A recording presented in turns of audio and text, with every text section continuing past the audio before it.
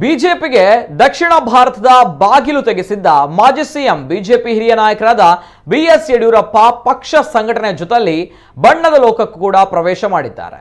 ಈ ಮೂಲಕ ಮೊದಲ ಬಾರಿಗೆ ಬಿಜೆಪಿಯ ರಾಜ ಹುಲಿ ಬಣ್ಣದ ಲೋಕಕ್ಕೆ ಪಾದಾರ್ಪಣೆ ಮಾಡಿದ್ದಾರೆ. ನೈಜ ಘಟನೆಯಾಧಾರಿತ ಸಾಮಾಜಿಕ ಕಳಕಳಿ ತನುಜಾ ಚಿತ್ರದಲ್ಲಿ ಬಿಎಸ್ವೈ ನಟಿಸ್ತಾ ಇದ್ದಾರೆ. ಚಿತ್ರಕ್ಕೆ ರಾಷ್ಟ್ರ ಪ್ರಶಸ್ತಿ ವಿಜೇತ ನಿರ್ದೇಶಕ ಹರೀಶ್ ಎಂಡಿ ನಿರ್ದೇಶಕರಾಗಿದ್ದಾರೆ. ತನುಜಾ ಚಿತ್ರದ ವಿಶೇಷ ಪಾತ್ರವೊಂದರಲ್ಲಿ ಯಡಿಯೂರಪ್ಪ ನಟಿಸಲಿದ್ದಾರೆ ಎಂಬುದನ್ನ ಮಾತ್ರ ಚಿತ್ರತಂಡ ಹೇಳಿದೆ. ಆದರೆ ಯಾವ ಪಾತ್ರ ಎಂಬ ಗುಟ್ಟನ್ನ ಚಿತ್ರತಂಡ ಬಿಟ್ಟುಕೊಟ್ಟಿಲ್ಲ.